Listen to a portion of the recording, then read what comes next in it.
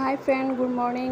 তোমরা সবাই কেমন আছো? আজকে সকাল সকাল আমি দেখাচ্ছি তোমাদেরকে সয়াবিনের তরকারি। প্রথমে সয়াবিনগুলো ভিজিয়ে রেখেছি, আলু কেটে নিয়েছি, পরিমাণ মতো তেল দিয়ে দিচ্ছি কড়াইতে। আলু ভাজা হয়ে গেছে, এবার সয়াবিনগুলো ভেজে নিচ্ছি। সয়াবিনও ভাজা হয়ে গেছে।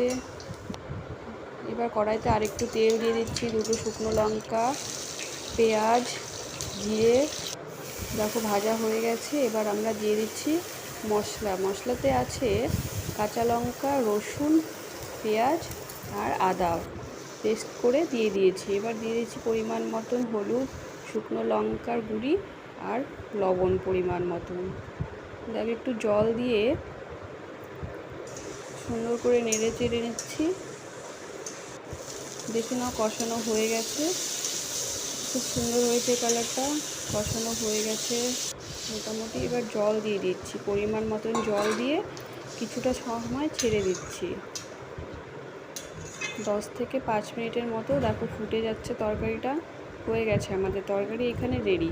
তোমরা দেখে নাও কেমন হয়েছে, খুবই টেস্ট হয়েছে। তোমরাও যদি চাও এইভাবে রান্না করতে পারো।